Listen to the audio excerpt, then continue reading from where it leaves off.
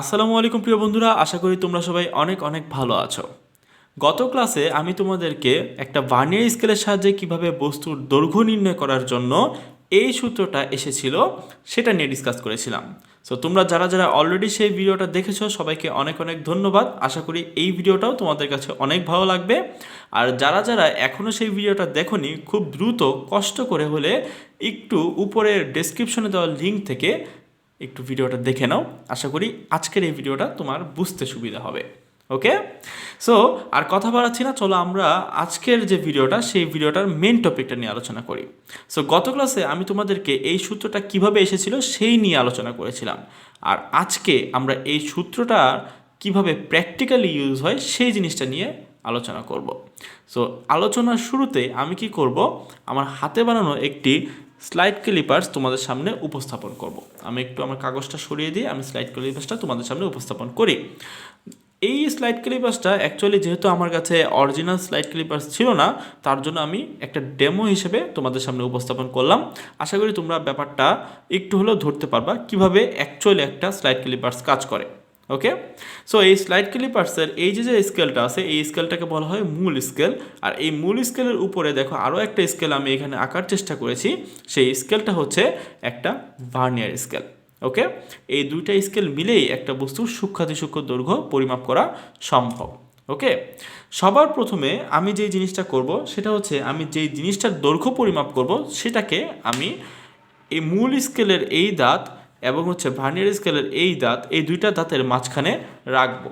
রাখার পর আমি করব কি, আমি হচ্ছে আমার স্লাইড ক্যালিপার্স অর্থাৎ আমার অ্যাকচুয়ালি যে ভার্নিয়ার যে স্কেলটা আছে সেই ভার্নিয়ার স্কেলটাকে আমি কি করব, একদম সুন্দর মতো করে অপর প্রান্তের সাথে ফিক্সড করে দেব। একটু ভালো করে খেয়াল করে দেখো, আমি কিন্তু অলরেডি এই প্রান্তের এই মাথাটা মূল স্কেলের সাথে সংযুক্ত করে দিয়েছি এবং অপর মাত্রটা আমি কি করেছি, আমি হচ্ছে ভার্নিয়ার স্কেলের সাথে সংযুক্ত করে দিয়েছি। যখন আমার এই দুইটার সংযুক্ত হয়ে যাবে তখন অ্যাকচুয়াল স্লাইড ক্লিপার্সে তোমরা চাইলে এখানে একটা লক করার সিস্টেম আছে, তুমি চাইলে ব্যাপারটাকে লক করে তোমার দৈর্ঘ্য বস্তুটাকে সরাই দিতে পারো।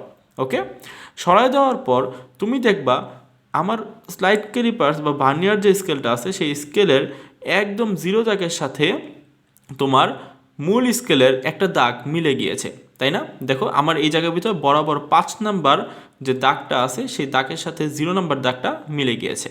ওকে, সো 0 দাগটা মূল স্কেলের যেই দাগের সাথে মিলে যাবে ওইটাই হবে তোমার এই সূত্রের এম এর মান, অর্থাৎ মূল স্কেলের পাঠ। ওকে, তাহলে এটা একটা মিলিমিটার স্কেল। এই ছোট ছোট দাগগুলো যেগুলো হচ্ছে একটা মিলিমিটার নির্দেশ করতেছে।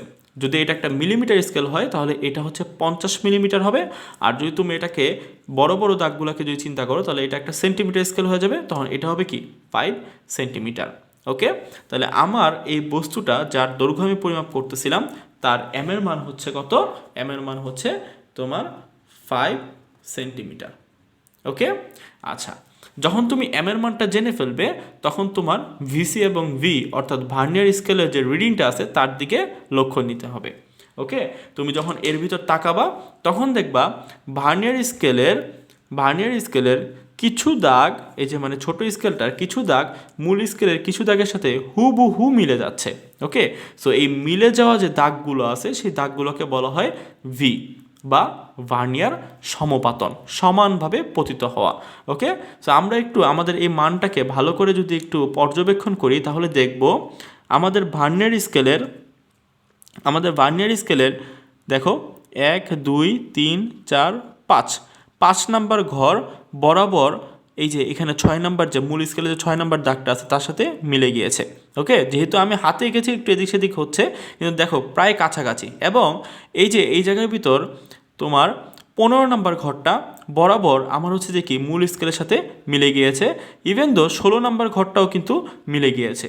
সো এই যে যেই আমরা হচ্ছে পাচ্ছিলাম হচ্ছে এদিক দিয়ে কত 8 1 2 3 4 5 6 7 নাম্বার, তারপর হচ্ছে এদিক দিয়ে 15 নাম্বার 16 নাম্বার, এই যে মানগুলো পেয়েছি এই মানগুলোই কিন্তু হচ্ছে যে কি ভার্নিয়ার সমপাতনের মান।